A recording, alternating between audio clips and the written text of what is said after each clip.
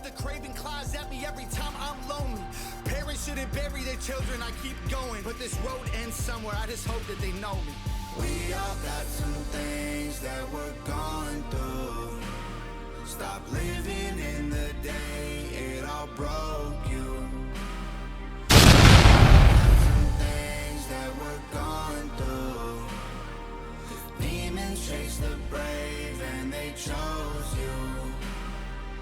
You don't know my life for anything that I'm about. I was left for dead, counted out, so I'm out. Standing in the streets, tears running down my cheeks. I'm starving, need to eat, but I'm chasing down this dream. Used to sleep in the trap house, trying to take the rap route, stay up all night. Actually, I want to start out with a quote from Sitting Bull, which was, "Let us put our minds together and see what kind of life we can build for our children." I like that. I thought it was fitting for the conversation that we were going to have today. I agree. So with that being said, let's figure out what this I.C.W.A is all about and why people are fighting against it. Okay, so I.C.W.A is the Indian Child Welfare Act of 1978. Now, this came to be because for a very long time, there was a very low threshold for the removal of Native Americans. They would be put into religious schools adopted by predominantly Caucasian families that really resulted in a decimation of Native American culture. And I.C.W.A was supposed to be the solution to that. And essentially what I.C.W.A did was it set requirements for addressing Native American Child Protective Services investigations, criteria for removal, efforts that needed to be made to preserve the family, who could get preferential adoption for children of Native American heritage who identified with a specific tribe. It also gave the tribes a lot of leeway, both on the Child Protective Services side and on the family court side, to actually intervene on behalf of Native American interests. Now, what was occurring to Native American children prior to I.C.W.A being enacted in 1978 atrocious? Absolutely. I don't think that today you could find many people, if any at all, who wouldn't condemn the actions prior to enacting I.C.W.A. It is truly a travesty. It is not a proud part of U.S. history. However, that being said, today we have before us challenges to the Indian Child Welfare Act that will be heard by the United States Supreme Court next month. And the challenge centers on one major issue, although there are a couple. Holland v. Brackeen centers on whether or not the Indian Child Welfare Act is a violation of the Equal Protection Clause of the 14th Amendment of the U.S. Constitution. Because when you set specific requirements, for example, under I.C.W.A regulations, removing a Native American child and placing them in foster care, there is a higher burden than there is, for example, an African American child, or a Jewish child, or a Muslim child, or even a Hispanic child. There is a higher burden if they have Native American heritage for removal. It also means that if you want to adopt a child, if they're Native American, you may not get that chance, but if they're almost anyone else, you might.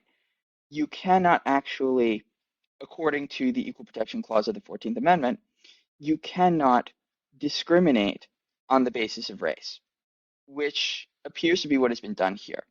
Many Native American tribes are arguing to the contrary that Native Americans are not a racial class, but a political class, and therefore the Equal Protection Clause does not apply.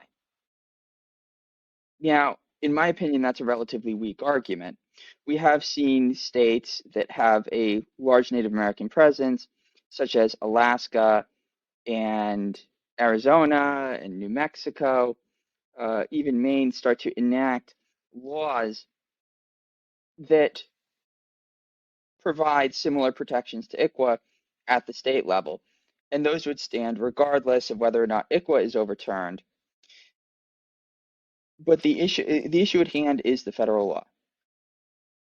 And the federal law here, I can't say how the court's going to rule here. I would say probably it's going to rest with Chief Justice Roberts. Amy Coney Barrett, Samuel Alito, and Clarence Thomas are probably going to vote to overturn it. I could see the rest of the court voting to uphold I.C.W.A. So it's really going to depend on which way Chief Justice Roberts sways. I really think that this will probably be a 5-4 decision. What it's going to come down to is whether Chief Justice Roberts believes that the ends justify the means and now discrimination today is okay, or if he is persuaded that the Equal Protection Clause does apply here, and even if the end was good for Native Americans, it doesn't mean that we can ignore the Constitution. Right. Is the solution taking away more rights from people, though? I think ideally we would move everybody up to the standard that you have for I.C.W.A, at least in some respects, because one of the problems that we have seen that has come with I.C.W.A is when there is a removal, because there is such a more limited supply of foster homes, the chances that you can find quality foster homes may also be reduced. And so there is a higher incidence of, should we say, improper placements with possible abuse, neglect for these types of children. Also, I.C.W.A, you only have to claim some form of tribal membership, not even active membership, but even eligibility to get these protections. I think that if you have a sovereign Native American nation, for example, they should have full autonomy over this. But if you have someone who's, for example, living in New York City or living in Los Angeles, they don't really have a connection to the tribe. Why that should be any different than anybody else, I'm really not sure. That doesn't make much sense to me. But if we can improve on an equal level the efforts to preserve families, and in particular parental rights, I would never say that's a bad thing. So I read something completely different than that. What I read stated that you did have to have a direct link to the tribe if those rules were to be used in your favor. Well, yes, but direct link was somewhat was used somewhat, how should I say this, liberally in terms of its definition. So if you could establish that heritage, that by default, if you were membership eligible, would allow you to receive those protections. Uh, Right. you didn't actually have to be involved in any practices, actually involved in tribal affairs. You didn't have to live on the reservation, even really have any connection there. And I think that that's a hard one to quantify too, because how exactly do you quantify what the minimum level of active involvement or connection you should have and justify the initial reason for I.C.W.A's existence. But at the same time, if someone has basically integrated into the rest of society, then you have a bunch of strangers coming in from the Native American reservation and interfering using the values of a culture that they may have that the family may have very little connection to. And so you may end up placing the child with their home heritage wise, but not what their experience has been. And so, number one, should they have those protections in that case? And two, should they, is it in their best interest to place them where they have no experience and have no understanding? And is that a justification to teach them of their heritage?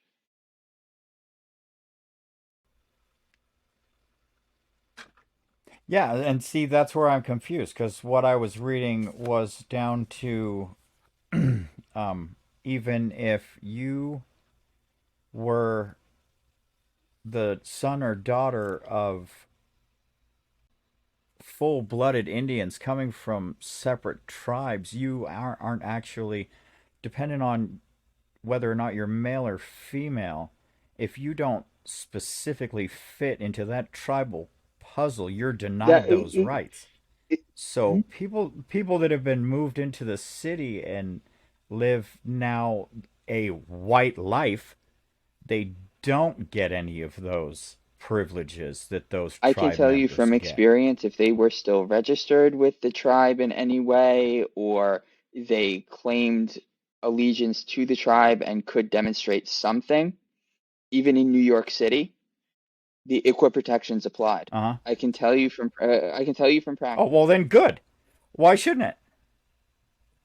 Why shouldn't it apply if they're native? We've spent hundreds of years raping them. Why shouldn't it apply? That goes back to the Equal Protections Clause. Well, yeah, except we spent a lot of time fucking them. Absolutely, absolutely. I think they have a little more rights than we do. Just as I think the Aborigines in Australia have a little more rights but don't have. And they're fighting for right now in Australia to change that. So we're actually taking a step backwards, taking those rights away from Native Americans that we've destroyed. You know what I'm saying? Absolutely. I agree that the end. I agree that the end is a good thing. I'm not saying that the end is a bad thing here. The question that is before the Supreme Court is whether or not it's a violation of the Constitution. I think that that we should move everybody up to it, but we're not protecting Native American. Sorry, we're not protecting Black children the same way. We're not protecting Hispanic children the same way. And we So should. then, treating one particular race or ethnicity with particular preference isn't what we should do. We should make this available to everybody, which is what the Equal Protection Clause of the Yes. 14th Amendment was designed to Right. put forth. Gotcha. Gotcha. Now I'm understanding a little better what you're saying. Because, yeah, we should all move up to that state. I keep reading when I go to these sites, these ICWA sites, that this is supposed to be like the gold standard as far as child Oh, services go. But I'm not seeing the gold standard anywhere oh, but there. ICWA is gospel among in child protective services. In training, it is the first law they go over with you How come none of it's practiced with anybody else then? because If it's the gold standard. because Yeah. because initially Native American children were the hot button political issue, so they went and fixed that, gave them preferential treatment, and everybody else was just subject to the bare minimum. They never bothered to fix that. That's the problem that when you can treat one race or ethnicity, whether they're white, whether they're Native American, whether they're black, whether they're Jewish, whether they're Christian, whether they're Muslim, whether they're Indian, whether they're Asian. When you do that, you don't have to treat everybody else by that standard too.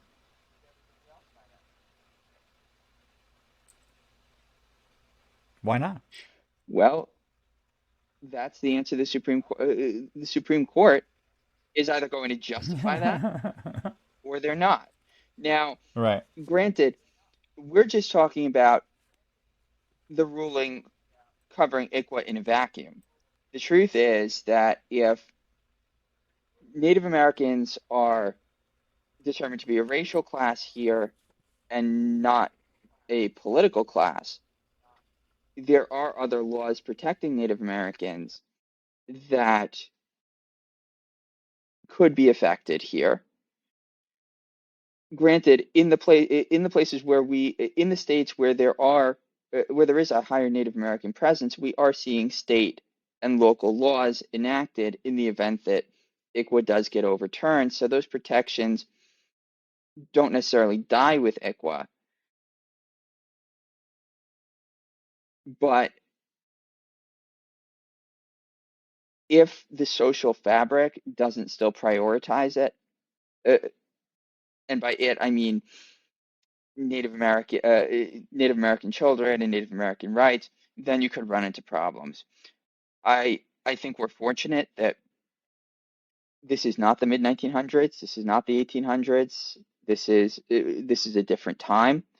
I think that if it was overturned with state and local laws, we should be able to maintain the social fabric and the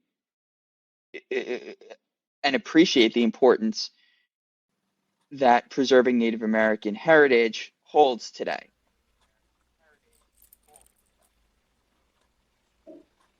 Right. What's your opinion on it, MaryAnn? I think I think they should leave it as it is.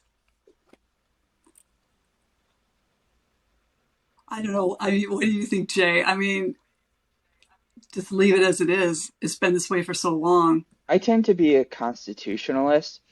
If you look at, for example, the three-fifths compromise, the Jim Crow laws, they stood for a very long time. So I think that if we're saying it's just the way it is, we should leave it alone. I think that argument is a mistake, that if there is a wrong, we should make it right. As I said, I do believe that we should all be brought up to the standard that is used for I.C.W.A. Whether you're Native American, whether you're Caucasian, whether you're Black, whether you're Asian, whether you're Jewish, whether you're Christian, whether you're Muslim, I think that we should bring up the standard for everybody. But the Equal Protection Clause of the 14th Amendment exists for a reason, and it's an anti-discrimination clause. Here I.C.W.A is actively justifying discrimination and saying, since the ends justify the means, we can discriminate against everybody else. I don't think that I think that we need to focus on a better solution, and maybe that's state and local laws, or maybe that's we bring everything up to the I.C.W.A standard for everybody, and then we don't really have to worry about that. But I don't think that leaving an unconstitutional law in place is the right thing to do. If you don't care about the law and you can say the ends justify the means, then that argument can be made.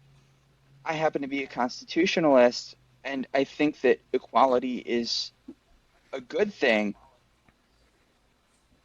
so we should overturn it. That doesn't mean that we shouldn't make efforts to find other legal means to provide those protections to Native Americans to ensure that their heritage and their rights are preserved. But just because a law has a positive end for a given group that's been wrong previously doesn't mean that the wrong law is a good law.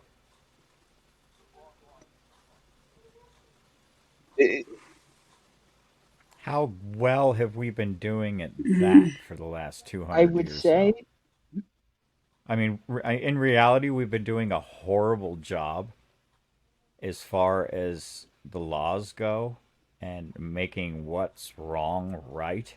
That was the whole point of the act to begin with, was to make what's wrong right. Because this started a hell of a long time ago with boarding schools, with the Child Welfare League. Do you know anything about Child yes, I do. Welfare League? It is. That's It horrible is. shit.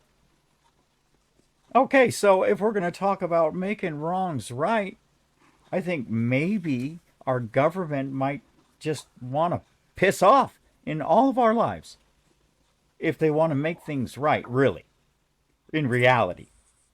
You, I mean, I'm kind of an asshole, and we all know this. Hmm.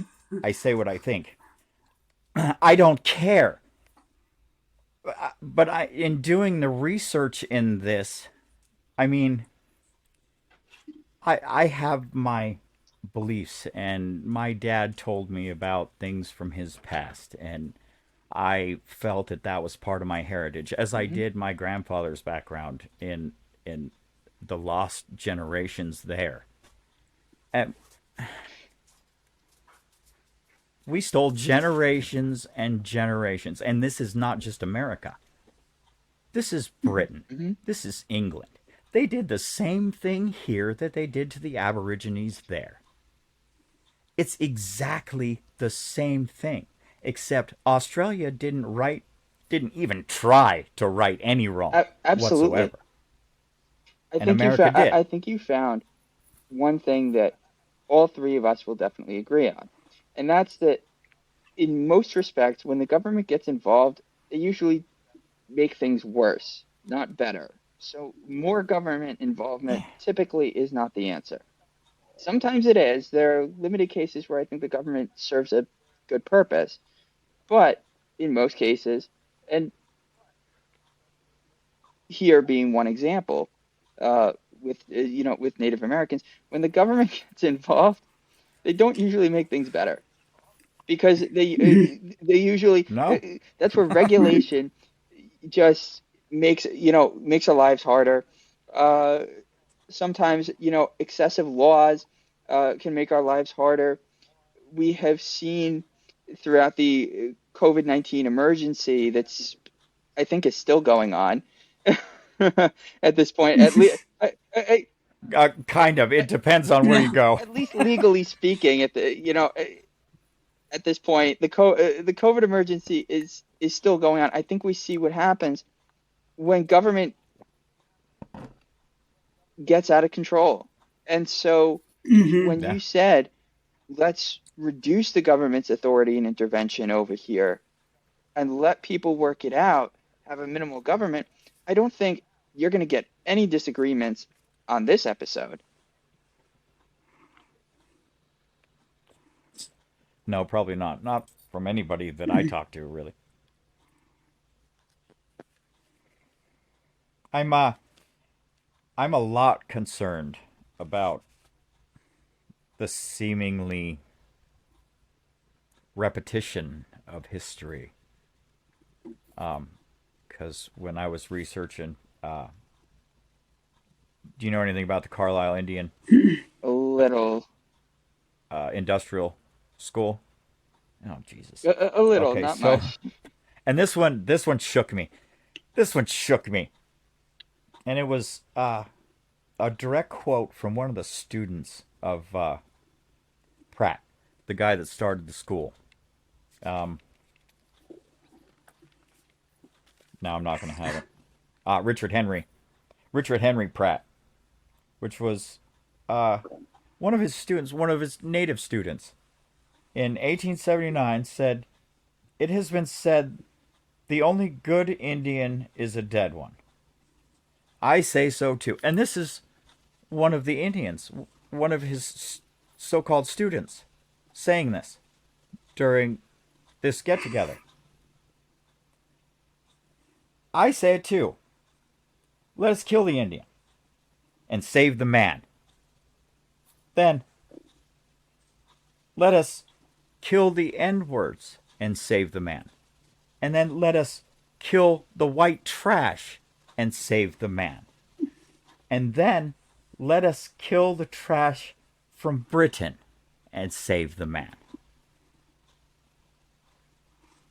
And these schools ring like an indoctrination camp,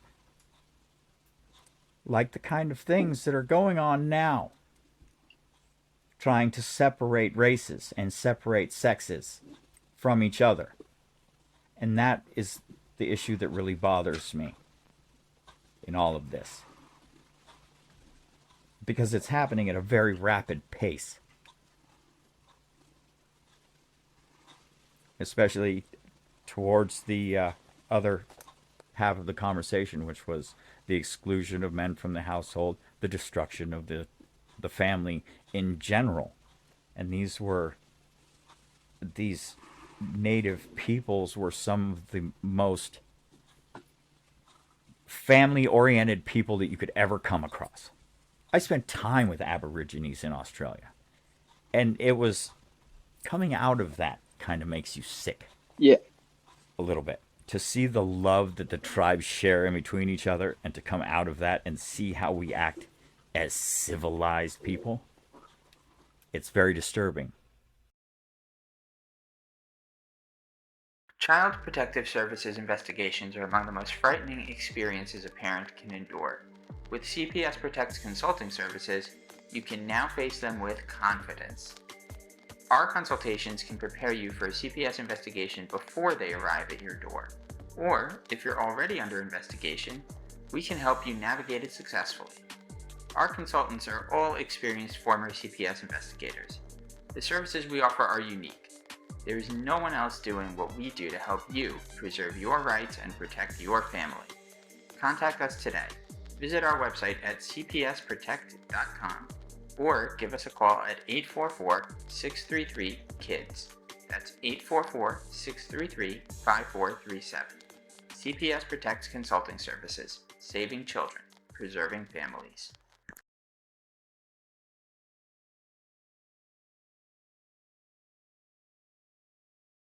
It truly shows how how general civilized society in the Western world has changed a lot, because Native American families tend to keep more traditional values: family, community, uh, charity, in ways that we no longer see.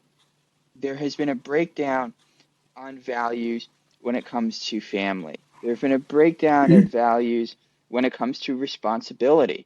That's a word that more recent generations have a lot of trouble with. When when you're talking about relationships and the sexual liberation movement, for example, it becomes very difficult to argue that the casting couch is a bad thing if sex is nothing more than just something you can do whatever you want with, that you can do with anyone. Because if you don't have the traditional values that come with it, and it's just your right, then why is it a bad thing for you to trade it for a job? When we get rid of some of these traditional community values, there is a loss in some of the integrity and sensitivity that we have for our fellow man. Uh, when you look at, for example, and yes, I'm getting into controversy, the gun conversation, we see a lot of shootings where the perpetrator in question has serious mental illness. There are red flags that are never that nobody reports. There's no intervention before something happens, and a lot of times there's a long history. It used to be that families and communities were in touch with each other. There were networks that really created a home. Even before we were seeing the decimation of this even before the COVID pandemic, but now the isolation that the COVID Hmm. pandemic actually caused has made this even worse. So a lot of the values that you see that you miss in Native American tribes that are actually desirable are because we have done such a fantastic job breaking down those institutions.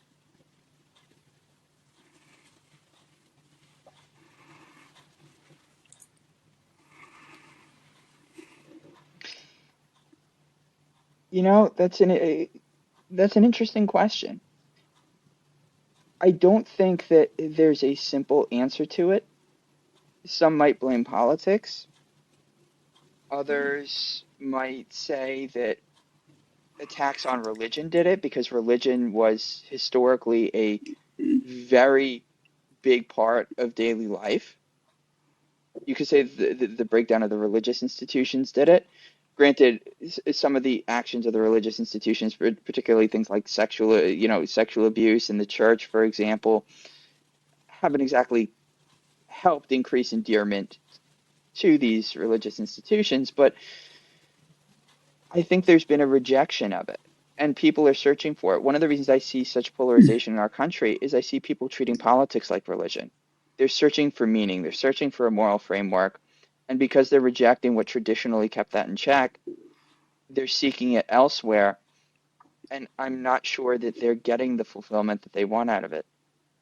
I think there's a crisis of responsibility, there's a crisis of meaning, and there's a crisis of fulfillment. True. Yeah, Hmm. I All believe of it. all of that.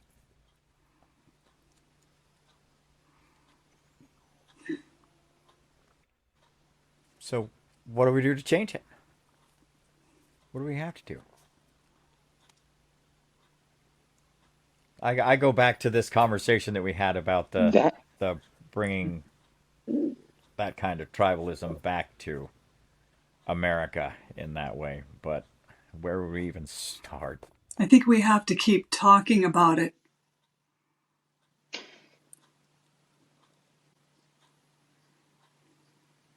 I think it starts with the smallest communities, our our religious communities, our towns and villages, or even apartment buildings, play groups if you're talking young kids. Because the smaller the community, the more homogenous the values tend to be. Hmm. So it is easiest to start small. When you look at the United States, one of the reasons that we're experiencing such a crisis right now is, unlike almost every other country on earth, we are not bound together by any immutable characteristic or religion or something else similar. We are bound by a set of ideals. And right now, those ideals are in crisis. Those ideals of freedom. There, there's a lot of fighting over them. So we don't even have that. Uh,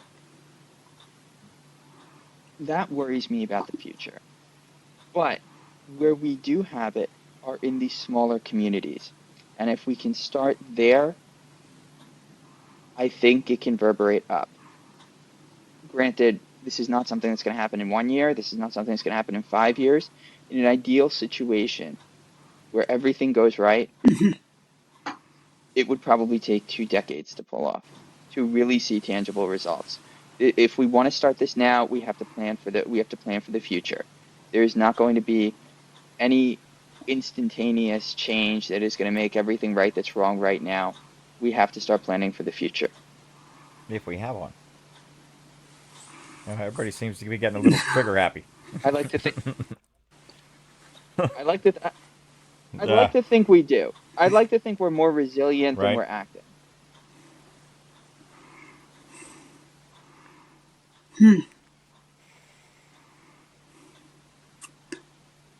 I keep going back to this repetition.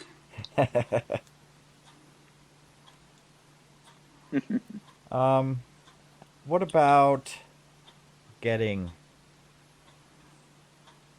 started with the men getting back into some sort of family setting in a positive manner. They seem to be isolated and struck down at every turn, from what I read,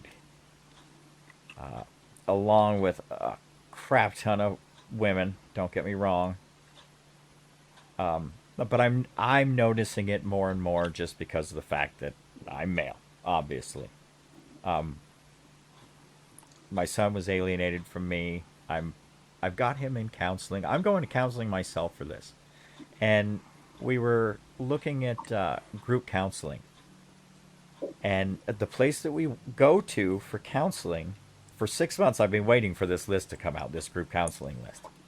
There is 73 group counseling meetings specified. 70 are for women, 3 are for men. And it has nothing to do with family. It would be PTSD, teen something, I can't remember, and one other, but 3 out of 73. So I'm noticing it more and more. The help that I'm trying to reach out for him isn't there. So how do we go about doing things like that?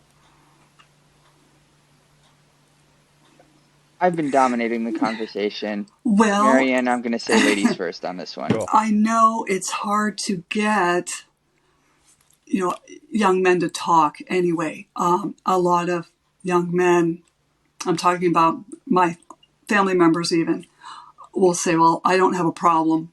I don't need to even talk about this. Okay, that could be part of the problem. But if you want to make it work, you have to seek out the right counselors. And you have to seek out ones that are to your needs, who you're going to click with. You have to make it happen. Even if, there were a couple of young people, young sons with their fathers wanting to go to a counselor, it's hard to pick one because you might not click, but you got to make it happen. As far as, I think women talk more, they're more open with their feelings and things like that. And a lot of guys aren't. And not to knock guys because, I'm not knocking any guys, but a lot of guys just don't want to talk. They're not. It's the way you're wired. It's like the thing where guys have waffle brains and women have spaghetti brains. Have you ever heard that? Okay, well, guys. No, I've not heard that. Well, okay, so you take a waffle. Yeah. No, but that's funny. Has a thought, so it just stays in that waffle area until he's ready to think about the next thought.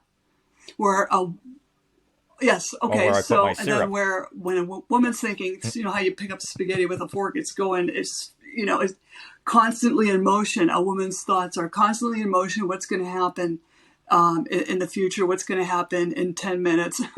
And even as a nurse, we had to think that fast, but that's, I think, part of the issue, though, is like, women share more, they talk more, and men aren't that expressive. And there's also the way you're raised. Maybe if you're an Italian guy, you might not talk much at all. If you're raised in that type of culture, Right. There's a lot of factors that play into that.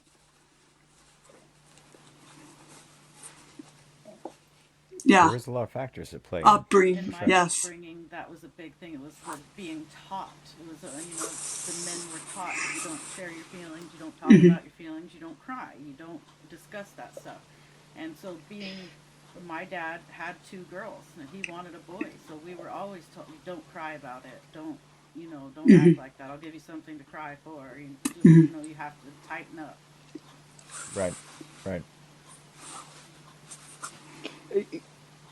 I think MaryAnn touches on a very important point here. So I'm going to focus on the psychotherapy and talking about feelings for a minute. Men don't openly talk about their feelings the same way, and a lot of teaching in a lot of training of psychotherapists, clinical social workers, clinical psychologists, mental health counselors focus on a very feminine idea of how things should be talked about. Men tend to focus on purpose. They don't, it's less about validate my feelings and more about show that I'm a productive member of society, show that I'm, you know, what are the words of empowerment? And a lot of times in psychotherapy, you don't get that because there are a lot of therapists who just don't recognize that that's what men are looking for and what they're not getting in therapy. There are some therapists who do understand this, but they are certainly not the majority. When you look at right now, because historically there has been a crisis, women have been at a deficit in a lot of ways. There's been a lot of focus on services for women. The family court originally was very biased toward the father.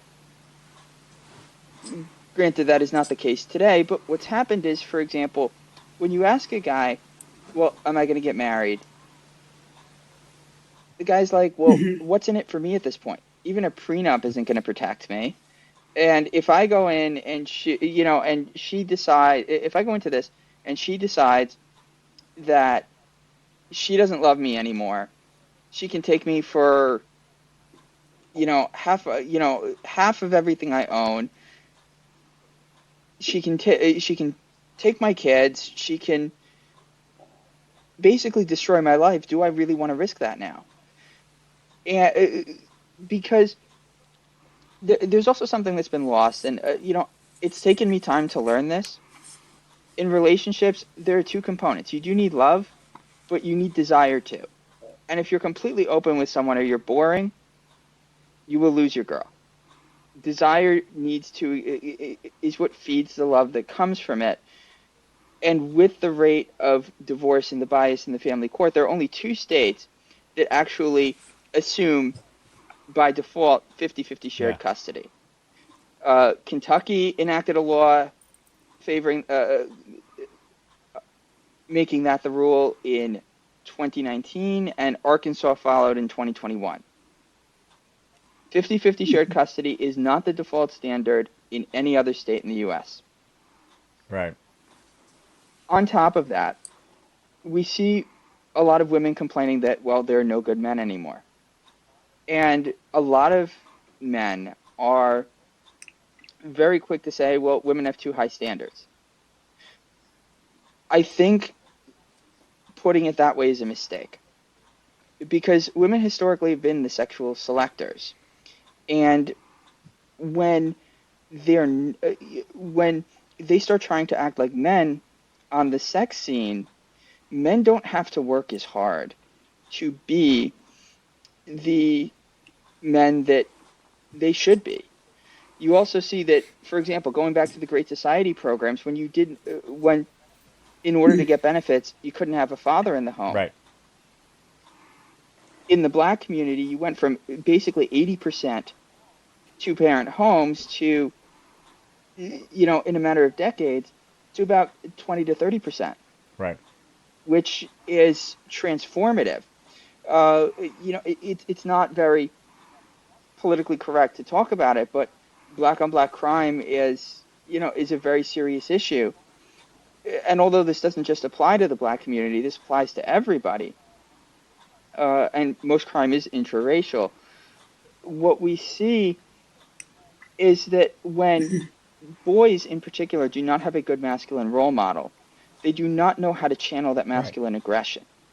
And it has translated into much higher rates of incarceration, of lack of moving up economically speaking, uh, of romantic success in men who did not have a father or at least a community father figure who could be a positive Right. masculine role model.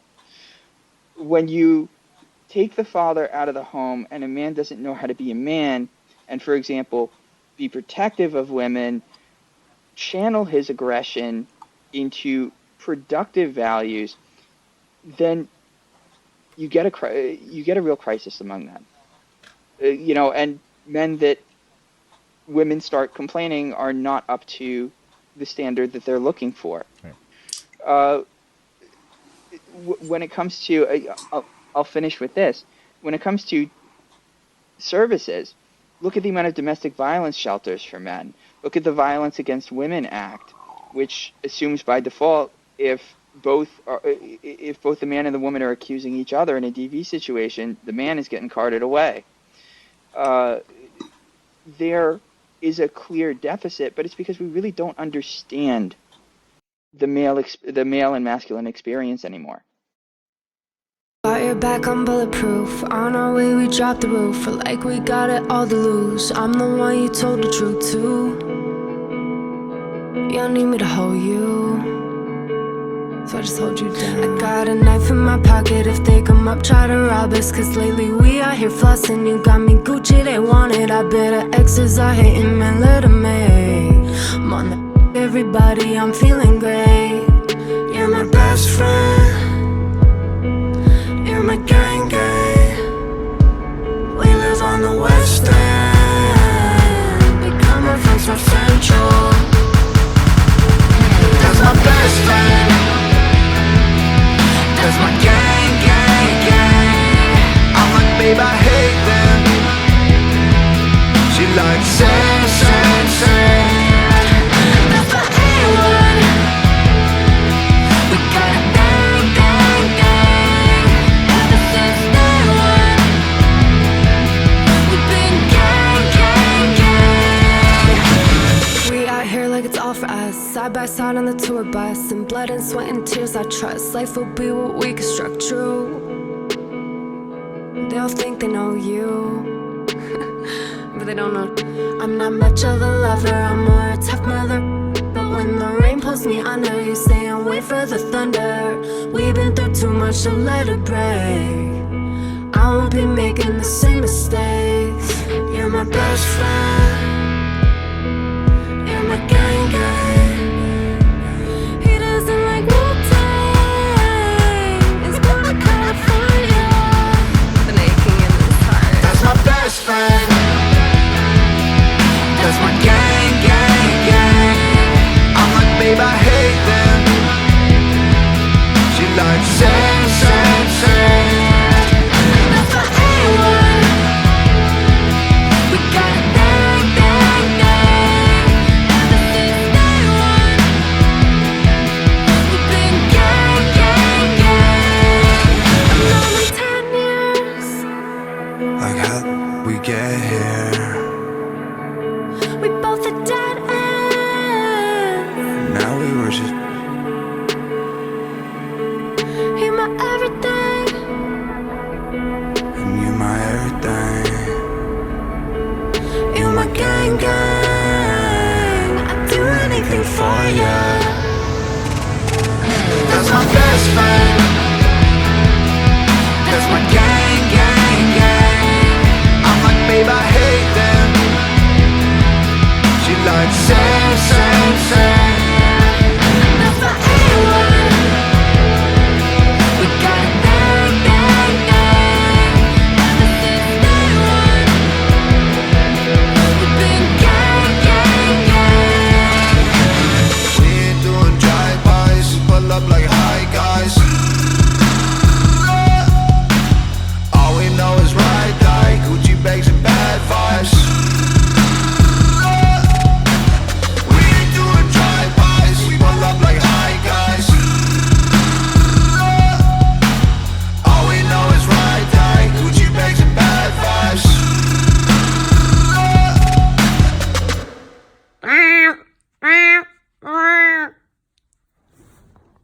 Babe, why are you honking me? Babe. Morning. You're boring. What's our You've been boring. You always were boring. Nobody ever liked you. Just did shoulders Look today. at that shoulder.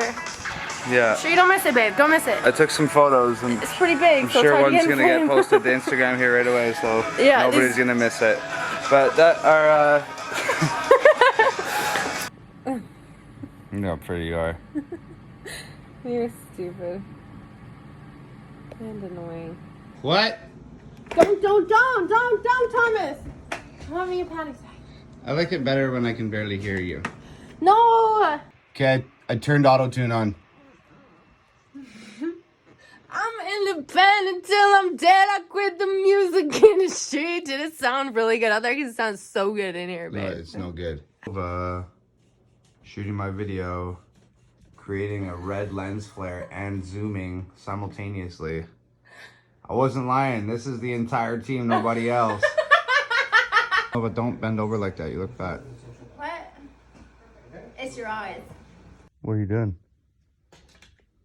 I'm gonna kill you. What are you gonna do to me? What? You're always doing something to me. What do you mean? Are you gonna push me into that?